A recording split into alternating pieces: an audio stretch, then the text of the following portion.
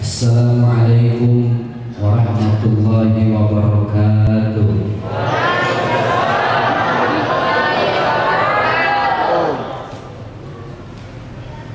Alhamdulillah alladzi ja'ala al-Islam ribatan matinan baina qulubil mu'minin. Assalatu wassalamu ala asyrafil anbiya'i wal mursalin wa ala alihi wa ashabihi ajma'in. La ilaha illa anta subhanaka inni kuntu minaz zalimin. Yang kami muliakan al-mukarramun wal muhtaramun, para kiai, para guru, para ustaz dan ustazah, para cerdik pandai, tokoh dan sesepuh masyarakat di Kota Mamuju,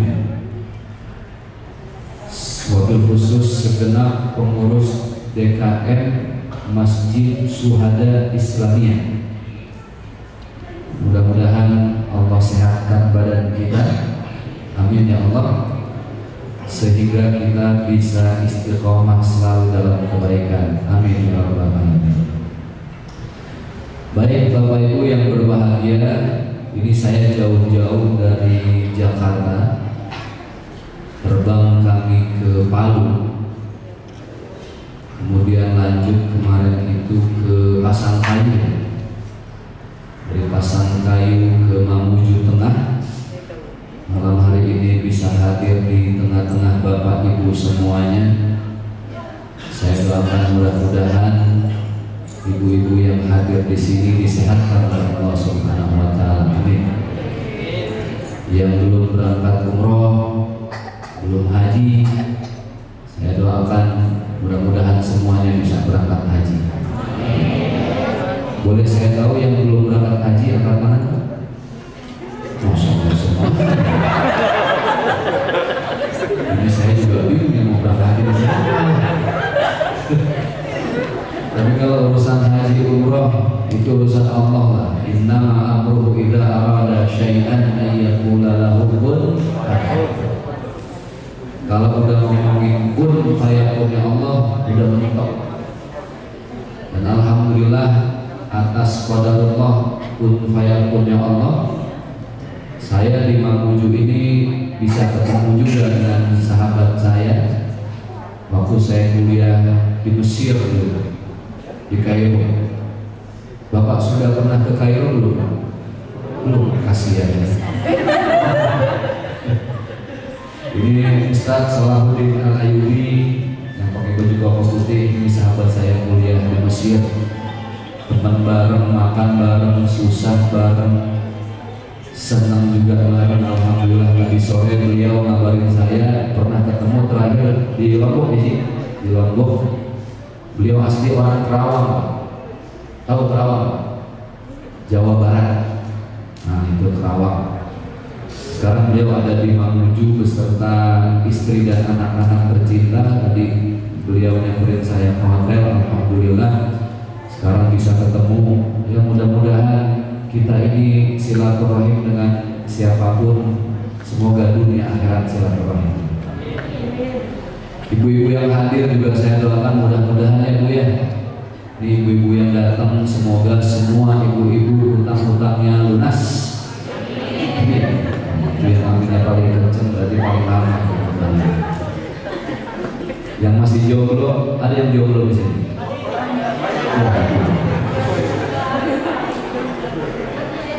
Ini yang jomblo, itu nenek-nenek jomblo kan? Mudah-mudahan dapat jodoh yang saleh dan salehah.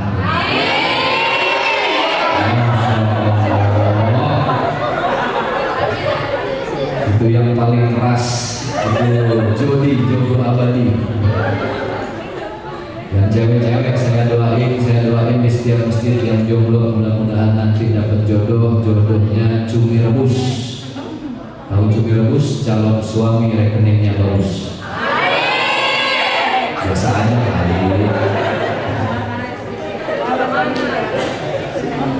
Baik, ini yang di hadapan saya banyak yang jomblo ya bang ya. Ini wajah-wajah, saya sering bilang wajah-wajah kopi sianida ini. Komunitas pria siap nikahi janda.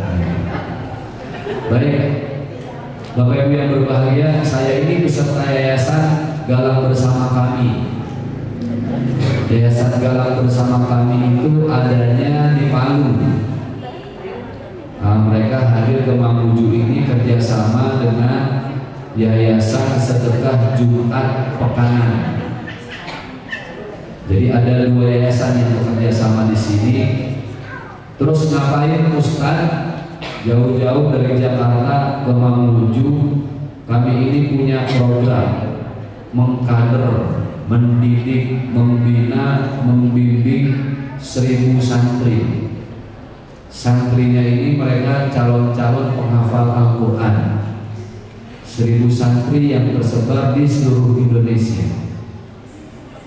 Maka safari dakwah ini kami adakan di seluruh Indonesia dalam rangka supaya kita ini punya kesempatan untuk berinvestasi akhirat, menanam saham ukhrawi, supaya nanti ketika kita pulang kepada Allah Subhanahu wa Ta'ala, kita tidak dengan tangan kosong, tapi dengan oleh-oleh terindah yang sebagaimana baginda Rasulullah SAW sabdakan, idza mata ibnu Adam in qata'a amaluhu. Setiap anak Adam itu ketika dia wafat meninggal dunia terputus sudah, terputus semuanya. Illa min thalathin, satu di antaranya yang pertama adalah shadaqatin jariyah, sedekah jariyah. Maka nanti Bapak Ibu kami ajak untuk sama-sama kita berbuat baik. Ada sesi khusus nanti. Nah, kenapa kami sangat bersemangat? Apalagi dari sini Pak, selesai ceramah di sini kami tidak istirahat, langsung berangkat ke Sidrap. Sidrap itu informasinya 5-6 jam ya, baru sampai, betul ya Ustaz? 5-6 jam. Dan alhamdulillah yang ikut bersama kami ini anak-anak muda semua, masya Allah. Itu kalau udah nyetir mobil kita pakai rem, gas terus. Ya maklumlah namanya anak muda, tapi saya pribadi salut dengan mereka karena jarang anak muda yang mau fokus konsen di bidang kebaikan, di bidang sedekah. Kita doakan adik-adik kita yang pakai rompi merah ini, rompi merah, rompi apa warnanya? Hijau. Rompi hijau ini kita doakan mudah-mudahan selalu semangat dalam kebaikan dan semoga ya sama-sama Allah ridhoi semua langkah kita, amin ya rabbal alamin. Baik, Bapak Ibu yang berbahagia yang dimuliakan oleh Allah Subhanahu wa Ta'ala, dulu sebelum agama Islam diturunkan, kitab suci sebelum ada Al-Quran, kitab suci itu ada Zabur, Taurat, dan Injil. Semua itu sebagai orang mukmin sudah tidak kita yakini lagi. Allah menurunkan satu mushaf, satu kitab suci yang di dalamnya penuh dengan firman-firman Allah. Inna nahnu nazzalna dzikra wa inna lahu lahafidhun. Allah turunkan namanya Al-Quran. Apa yang mau saya bahas? Kehebatan Al-Quran, supaya malam hari ini tidak sia-sia kita ke masjid pulang membawa manfaat. Bapak Ibu yang berbahagia, satu-satunya kitab suci di dunia ini yang menyatukan semua perbedaan bahasa itu hanya kitab suci Al-Quran. Bapak Ibu kalau pernah lihat kitab suci saudara-saudara kita sebangsa setanah air, saudara kita umat Nasrani, Injil itu beda bahasa, beda negara, beda bahasa, betul nggak? Injil ada di Inggris, bahasanya bahasa Inggris. Injil masuk ke Indonesia, bahasanya bahasa Indonesia. Injil ada di Arab, bahasanya bahasa Tapi hebatnya Al-Quran, Bapak Ibu adik-adik baca Al-Quran dimanapun bahasanya sama. Al-Fatihahnya sama, Al-Baqarahnya sama, Juz Ammanya sama, tidak ada yang beda. Itulah hebatnya Al-Quran. Karena Al-Quran satu bahasa, maka orang mukmin, kaum muslimin dan muslimat berasal dari manapun ketika baca Al-Quran sama. Kenapa? Itulah janjinya Allah. Kami yang menurunkan Al-Quran dan kami yang akan menjaga. Satu bahasa. Nah, karena Al-Quran satu bahasa, nah ini kita kajian dulu sedikit. Maka umat Islam pun sholatnya disatukan dengan satu bahasa. Tidak ada umat beragama lain yang ibadahnya dengan satu bahasa.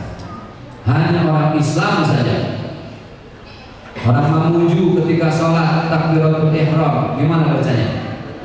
Allahu Akbar. Saya orang Betawi, asli Jakarta. Betawi punya gaya. Di sini ada orang Betawi. Nah, kasihan orang Betawi ya. Nggak ada temennya di sini. Orang Betawi, Allahu Akbar. Bawa ke Turki, Allahu Akbar. Orang sholat dimanapun takbirnya Allahu Akbar. Sujud bacanya sama, Subhana rabbiyal a'la wa bihamdihi. Iktidal bacanya sama, Rabbana lakal hamdu mil'us samawati wa mil'ul ardi wa mil'u ma syi'ta min syai'in. Sama. Tapi hebatnya Al-Quran gini Pak, apalagi di Indonesia, bahasa Indonesia ini jumlahnya banyak. Kita disatukan dengan Al-Quran, padahal bahasanya beda-beda. Saya orang Betawi, Betawi saja itu bahasanya banyak. Kalau Betawi saya, Betawi tengah kota, itu banyaknya mau kemana, ame siape, jam berapa, jam aja jadi jam.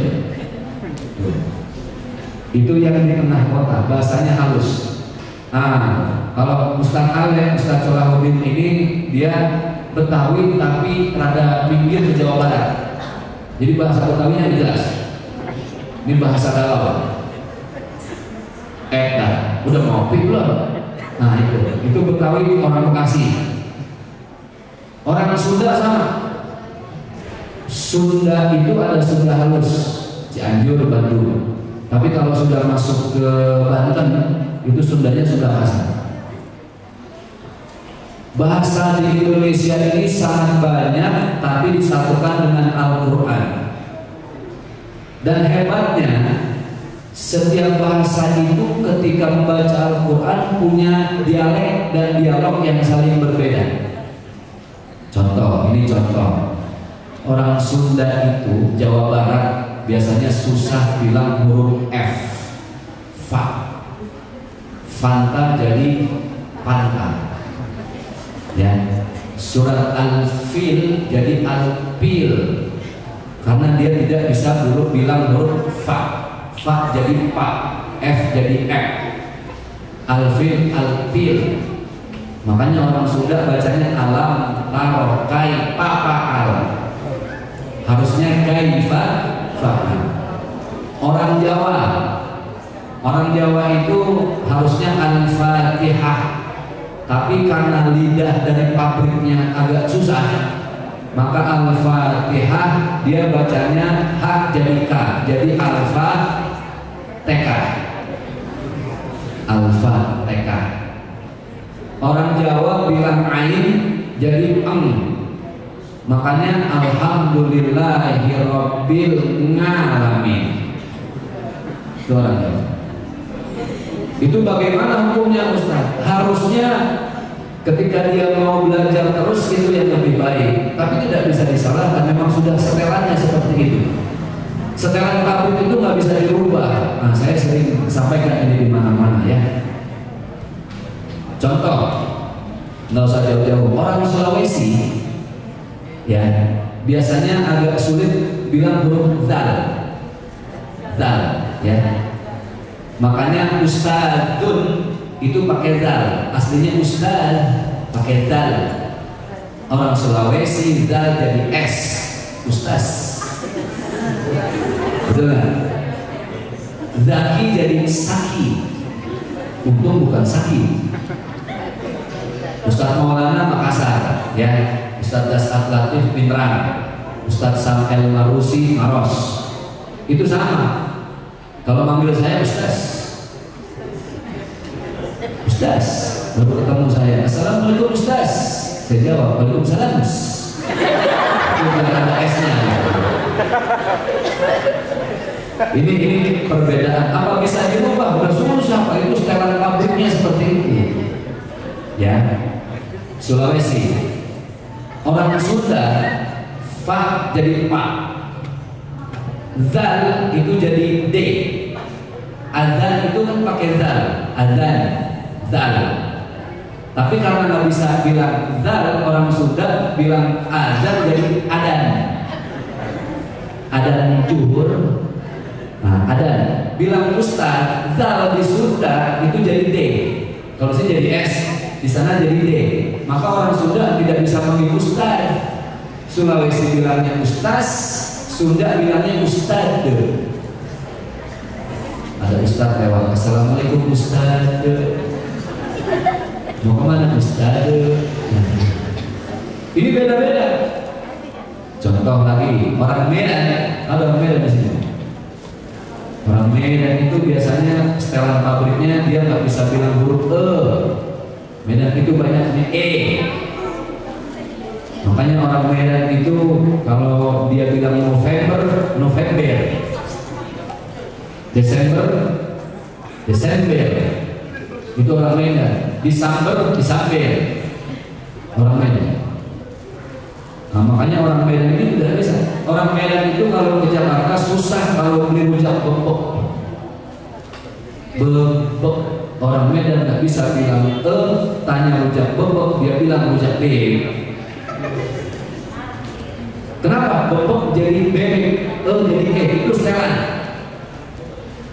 Orang Madura, nah ini orang Madura paling kreatif Pak. Ada orang Madura di sini? Nggak ada juga ya.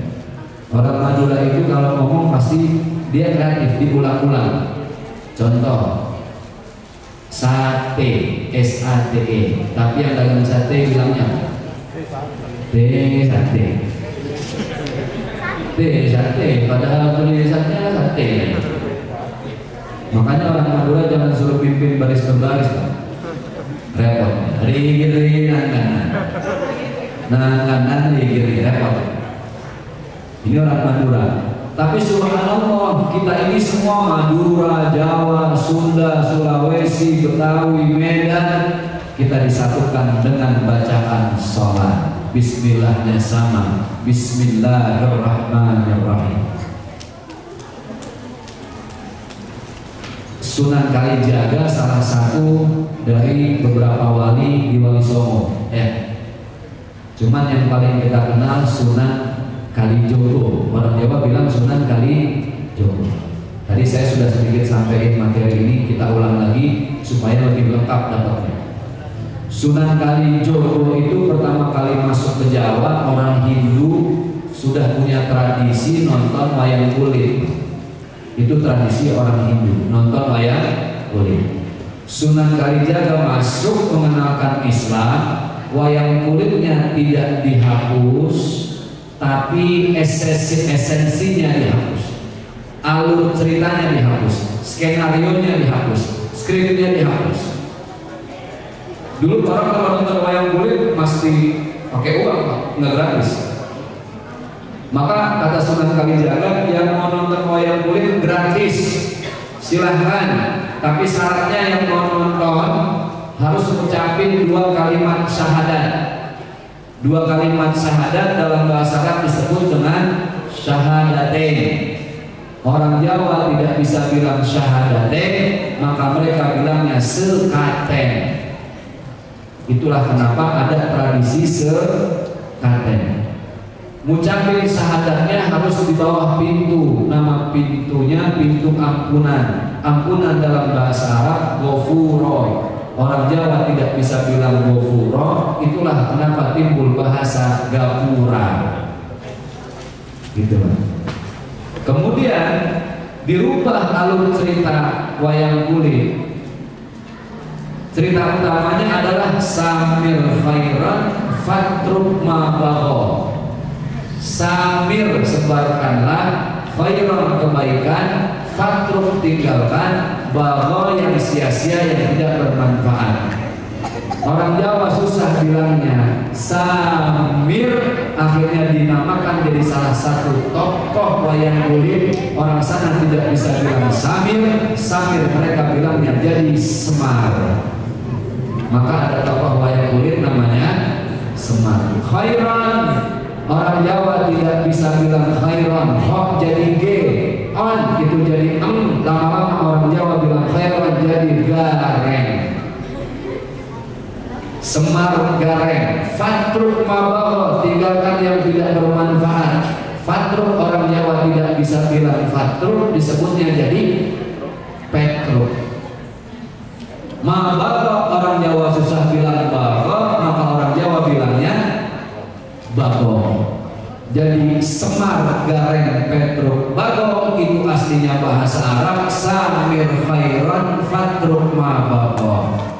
Jadi inilah kenapa Islam bisa diterima di tanah Jawa, karena disatukan bahasanya semua dengan bahasa Arab. Kesininya bahasa Arab itu mengalami pergeseran jadi bahasa Indonesia dan dibakukan.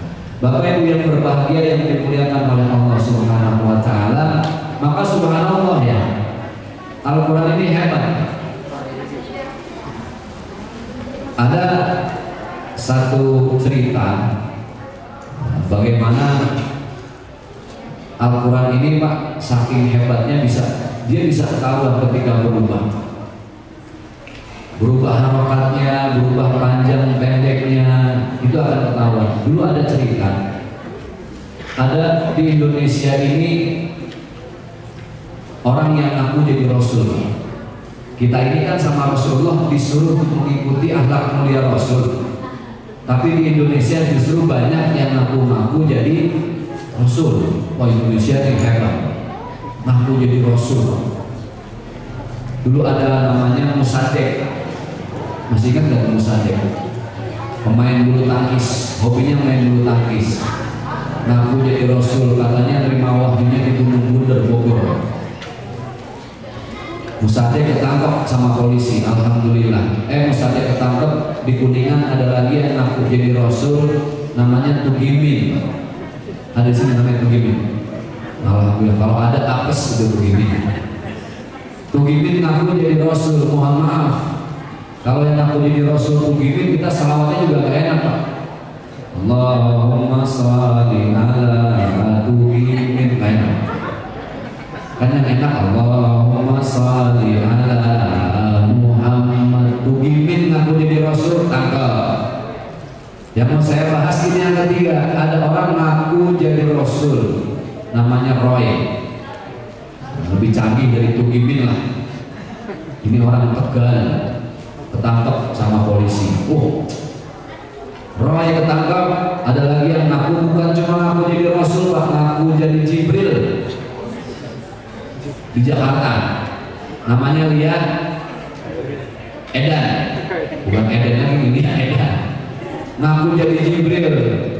Dia bulan Ramadan sama jamaahnya nungguin kiamat di mana Pak? Depan Monas. Malaikat kiamat nggak sampai, yang sampai Transjakarta. Ditangkap. Musadek ketangkap, Tugimin ketangkap, Roy ketangkap, Lia Eden ketangkap. Memang polisi Indonesia ini hebat. Cuma polisi Indonesia bisa nangkap Jibril. Negara lain nggak ada yang bisa sampai nangkap Jibril, cuma polisi Indonesia.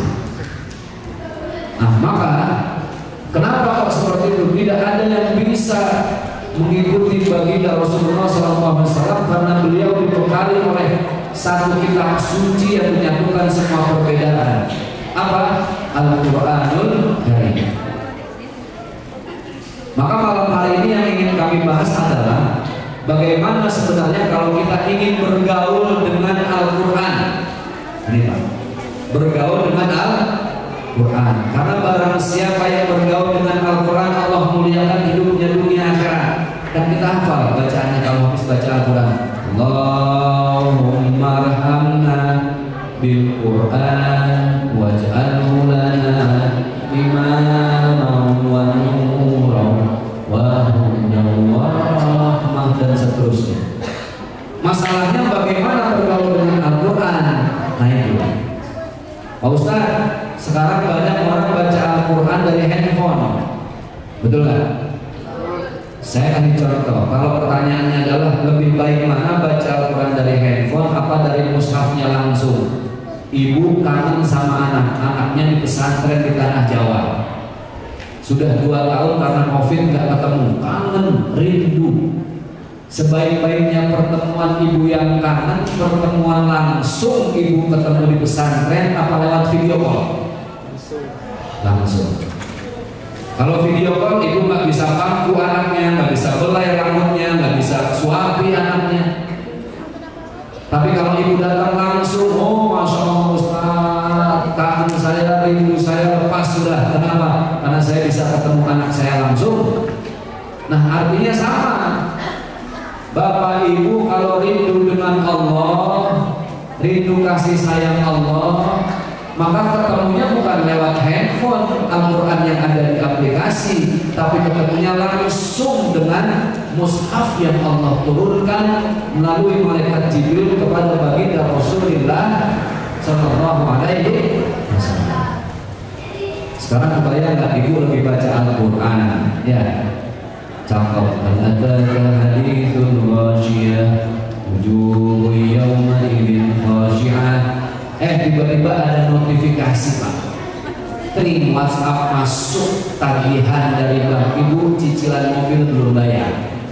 Kira-kira itu baca Qurannya khusyuk apa tidak? Tidak. Ibu lebih baca Yasin malam Jumat lewat handphone, sinyalnya nggak dimatiin, kuotanya banyak. Lagi baca Yasin, Yauma nakhtim ala afwahihim wa tukallimuna aydihim wa tashhadu arjuluhum.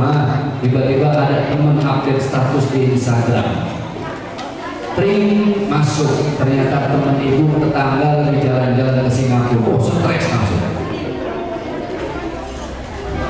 Nah ini ada yang baru datang, ya silakan dirapikan dulu supaya majinya lebih rapi ya adek. Siap. Tadi sampai di mana lupa saya. Instagram. Jadi sebaik-baiknya baca itu adalah kalau dengan Al-Quran. Saya kasih contoh di zaman saya sama Ustaz Sholat. Dulu kalau zaman kita Pak, tahun 80-90 ya. Zaman kita kalau lagi demen sama cewek, suka sama perempuan, menyampaikannya lewat apa Pak? Halo Pak. Oh iya masih hidup Pak. Surat ya. Itu zaman surat menyurat indah banget nih, anak-anak sekarang nggak ngerasain. Nulis surat malam-malam begadang Pak, udah gitu ketumpahan air mengulang lagi dari awal. Sekarang ada laptop, nulis dari handphone.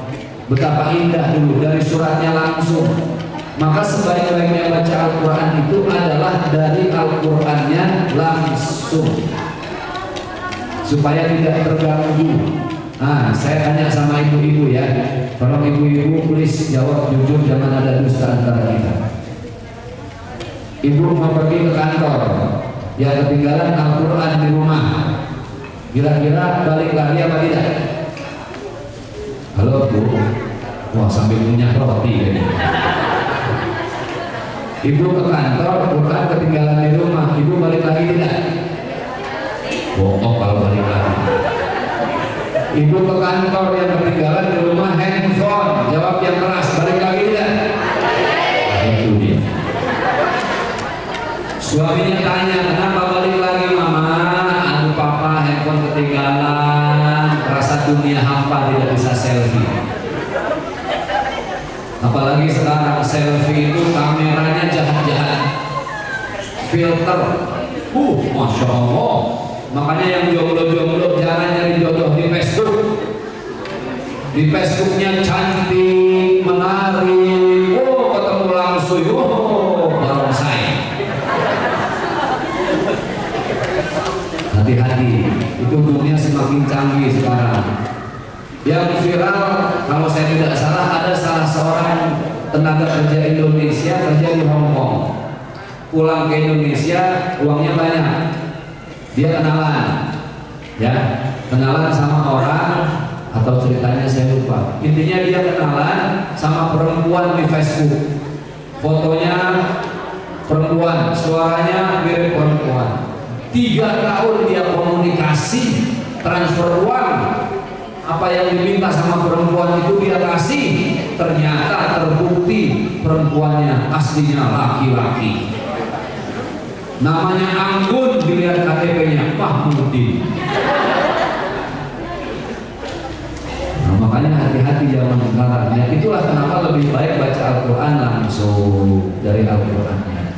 Bagaimana cara bergaul dengan Al-Quran? Yang pertama, bergaul kita dengan Al-Quran itu memuliakan Al-Quran.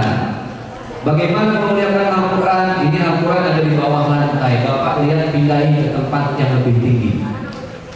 Itu namanya memuliakan Al-Quran. Dan itu bergaul yang paling awal dengan Al-Quran.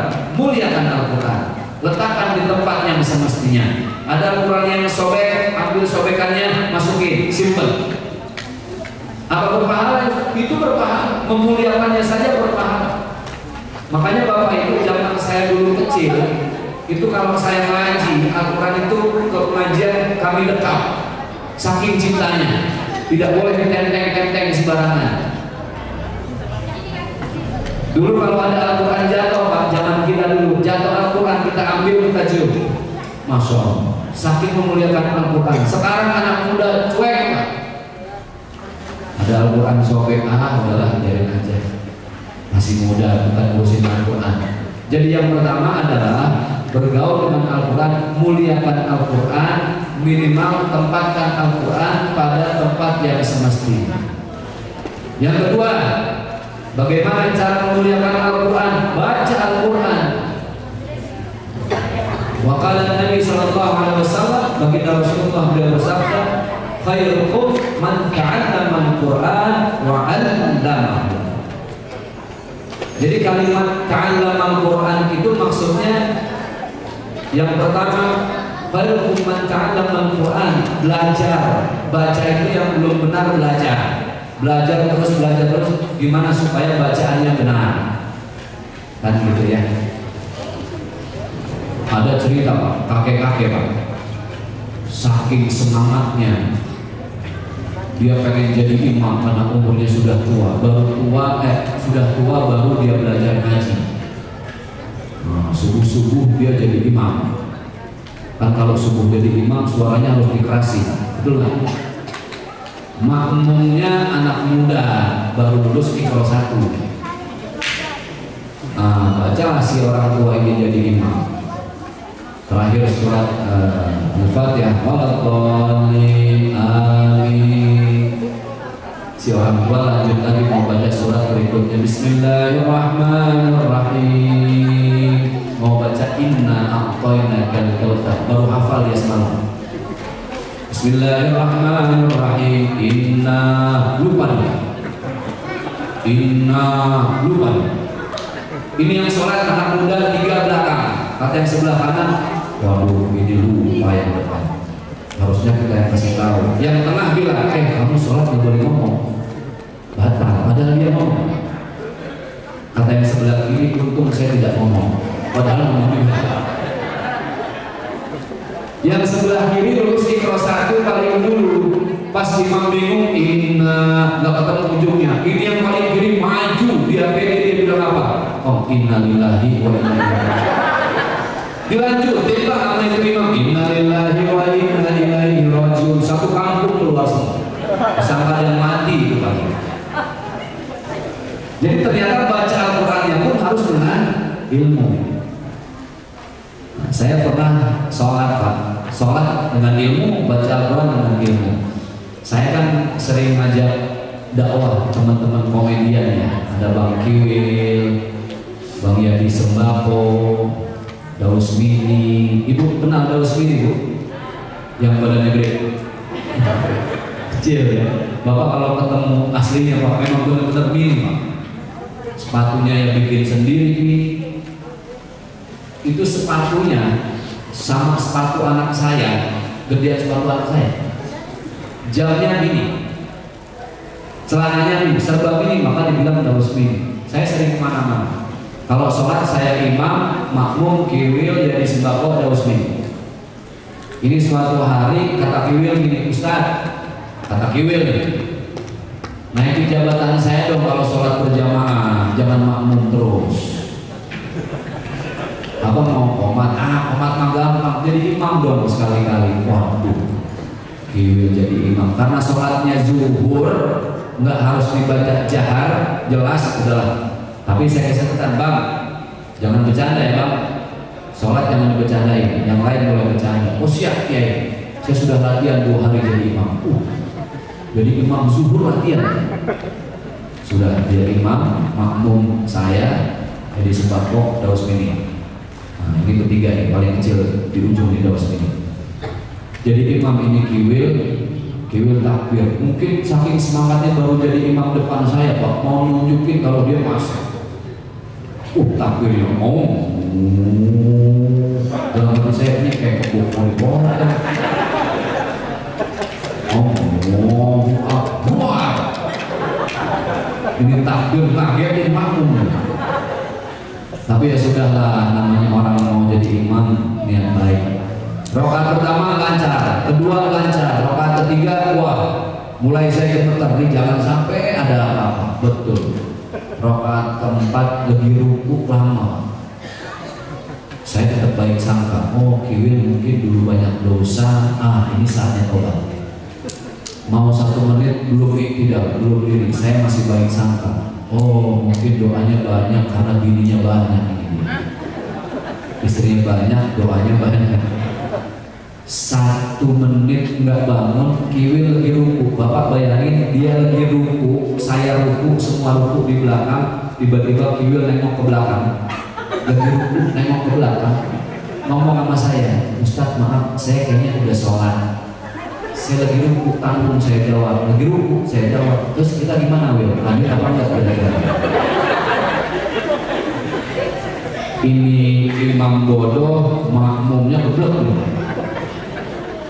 Kan kalau punya ilmu selesai dulu, salam, baru sampai Ustaz saya kayaknya udah sholat, kan gitu. Ini enggak, ruku ngobrol Pak. Allahu Akbar. Itulah kenapa belajar itu harus dengan ilmu.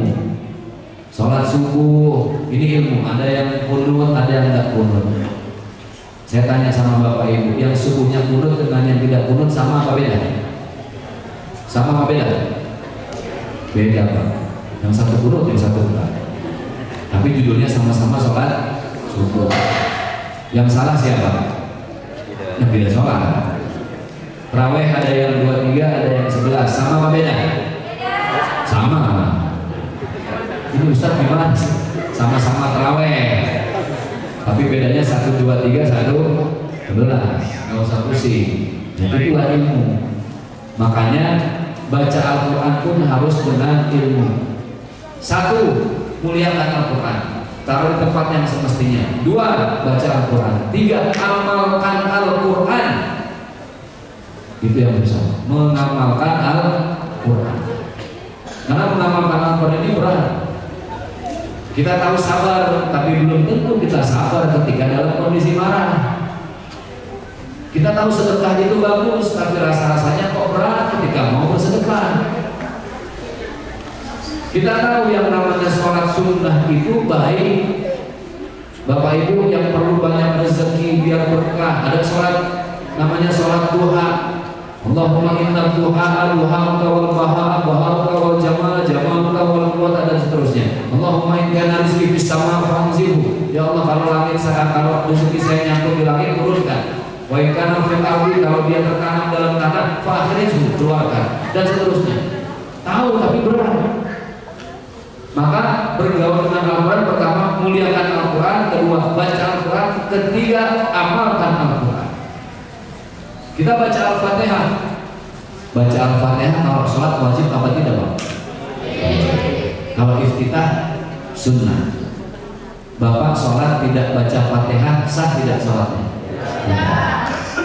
Dalam Al-Fatihah kita baca Alhamdulillahirabbil alamin arrahmanir rahim maliki yaumiddin iyyaka na'budu wa iyyaka nasta'in. Hanya Engkau yang kami sembah ya Allah, dan hanya kepada Engkau kami mohon pertolongan. Itu janji kita sama Allah. Tapi kenapa pas ada masalah perginya ke dukun? Ada dukun di sini? Oh, di masjid pasti nggak ada dukun ya. Kan dukun nggak sholat di masjid. Iyyaka na'budu, yang kita sembah Allah, wa iyyaka nasta'in, kita mohon pertolongan sama Allah. Ista'ana yasta'in, mohon pertolongan. Kenapa pas ada masalah kok perginya paranormal? Paranormal, nah itu dulu ada namanya Mama Loreng, tahu ya? Itu dia tebak semua umur artis. Si Fulan meninggal tanggal sekian, bulan sekian, tahun sekian. Yang ditebak belum meninggal, dia meninggal dulu. Itulah paranormal yang sebenarnya tidak normal. Kan gitu. Jadi kalau kita baca Al-Fatihah jelas. Ayat pertama saja, Bismillahirrahmanirrahim. Kita sebut nama Allah. Sekarang kita minum. Kalau kita minum tidak baca Bismillah, tidak melibatkan Allah, tidak menyebut Allah, maka air minum ini hanya menghilangkan haus, tidak jadi pahala di akhirat. Tapi ketika kita menyebut Bismillahirrahmanirrahim, minumnya dengan air, tapi itu juga jadi pahala. Makan nasi hanya mengenyangkan perut, selesai, tidak dapat apa-apa. Kenapa? Karena tidak diawali dengan doa. Allahumma barik lana fima razaqtana wa qina adzabannar. Itu fungsinya doa supaya tidak sia-sia. Ada anak kecil, Pak, biasa ngaji sama teman-temannya, habis maghrib ada satu ketiduran di masjid. Nah, sama yang lain di prank, tahu di prank? Dikerjain. Kalau orang sini bilang apa dikerjain? Di prank ya? Sama aja ya. Di prank. Yang satu tidur, kata yang lain, udah biarin saja, biar nanti dia bangun sendiri. Yang lain habis isya pulang, dia bangun jam 11. Bangun sendiri, tidak ada temannya. Pulang takut karena samping masjid banyak kuburan. Tengahnya ada pohon beringin, gede. Dia bingung. Saya tidur di masjid, nanti dipindahin setan ke bedung. Saya pulang saja. Pulang dia. Betul, Pak. Ketika dia pulang, itu dari pohon beringin ada yang turun makhluk halus. Kuntilanak. Ada kuntilanak di sini? Oh, nggak ada di masjid ya. Kuntilanak turun. Oh, ini anak Pak rajin ngaji, hafal juz amma, Yasin hafal, ayat kursi hafal. Tapi ketika dia lihat kuntilanak, semua hafalannya hilang. Yasinnya hilang, ayat kursi hilang sama kursi-kursinya. Fatihah lupa. Satu-satunya yang dia paling hafal doa dia baca, lihat kuntilanak dia baca Allahumma barik lana fima razaqtana wa qina adzabannar. Kabur kuntilanak. Kuntilanak curhat sama temannya, saya nakut-nakutin manusia, baru kali ini mau dimakan sama anak kecil. Itu salah baca doa saja kuntilanak masih kabur. Gimana baca doanya benar? Ya. Maka tadi yang saya bilang, amalkan Bismillahirrahmanirrahim, artinya awali sesuatu itu dengan Bismillah, libatkan Allah. Apa ada orang mau berbuat buruk dengan niat dan bacaan baik? Tidak ada. Niat baik, pekerjaan baik. Di sini ada begal yang suka ambil motor itu dipaksa-paksa. Apa namanya di sini? Apa begal juga? Ada orang mau begal pakai niat baik? Tidak ada. Nama itu begalun lillahi ta'ala. Mana? Apa ada orang mau merampok toko emas berlima satu geng, mereka kumpul, mereka bilang apa? Para hadirin, sebelum kita merampok, mari kita awali dengan baca surat Al-Fatihah. Mudah-mudahan merampok kita dilancarkan oleh Allah Subhanahu. Tidak ada. Maka Bismillah itu menyebut nama Allah untuk pekerjaan yang baik. Nah, itu salah satu contoh mengamalkan bacaan-bacaan Al-Quran. Ya. Yang berikutnya, memuliakan, kedua membaca, ketiga mengamalkan, keempat berusaha menghafal. Kenapa menghafal kok poinnya keempat Ustaz bukan ketiga? Karena kalau sudah menghafal itu tergantung dari umur, betul nggak? Anak-anak muda masih bisa menghafal, tapi kalau yang sudah tua kepala enam, baca Al-Kafirun mudah mati nggak akan ujungnya. La a'budu wa la antum abiduna ma a'budu wa la ana abiduna ma a'budu wa la antum abiduna ma a'budu. Oh, pusing subhanallah lazim. Hafal itu susah, makanya mengamalkan dulu. Bagi yang bisa menghafal, hafalkan. Nah, makanya termasuk kami ini berniat mengkader 1000 santri calon penghafal Al-Quran yang tersebar di seluruh Indonesia. Nah, yang kelima, saya ulang lagi dari awal, memuliakan, membaca, mengamalkan, berusaha menghafal. Yang kelima adalah au mushafan warathahu. Ternyata ada 7 amalan yang kita bawa nanti di saat kita sudah masuk ke alam kubur. Nah, banyak itu. Au masjidan banahu, au baitan libnis sabili banahu, au nahran ajrahu. Salah satunya adalah au mushafan warathahu. Al-Quran yang kita wariskan, Al-Quran yang kita sedekahkan. Jadi kalau sudah sedekah Al-Quran ini Masya Allah dahsyat, pahalanya dihitung adalah bukan lagi per juz, bukan per surat, bukan per ayat, bukan per kalimat, tapi Allah lipat gandakan pahalanya per huruf. Nah, Bapak Ibu, sebagian nanti yang Bapak Ibu sedekahkan itu untuk kami belanjakan Al-Quran untuk para santri yang sedang menghafal. Sebagian ada untuk membangun asrama santri, sebagian untuk membeli sarung, baju koko, kebutuhan makan mereka. Itulah kenapa kami keliling Indonesia dengan niat baik membantu mereka para penghafal Al-Quran. Karena gini, kita sudah tidak hafal Al-Quran itu susah. Halo Pak Ustadz, umur saya sudah 56 Pak Ustadz, saya hafal juz. Itu lihat YouTube banyak aurat terbuka, hafal 1 juz, hilangnya 5 juz Pak Ustadz. Wah, banyak kan hilang nih, lihat itu. Saya sudah susah Pak Ustadz menghafal, bagaimana caranya? Maka kita dukung kegiatan-kegiatan yang baik. Karena barang siapa yang menunjukkan kebaikan, maka Allah berikan pahala sama dengan yang berbuat baik. Bapak yang membantu program-program kebaikan, pahalanya sama dengan mereka yang berbuat kebaikan. Waqala Nabi Rasulullah, beliau bersabda, man dalla ala khairin, barang siapa menunjukkan kebaikan, falahu mithlu ajri fa'ilihi, maka dia mendapatkan pahala sama dengan orang yang berbuat baik. Lihat, mendukung saja dapat pahala sama dengan yang berbuat baik. Maka malam hari ini Bapak Ibu yang berbahagia, kami hadir ke sini di awal ingin mengajak Bapak Ibu mensukseskan program safari dakwah kami. Ya seperti itulah dakwah kami.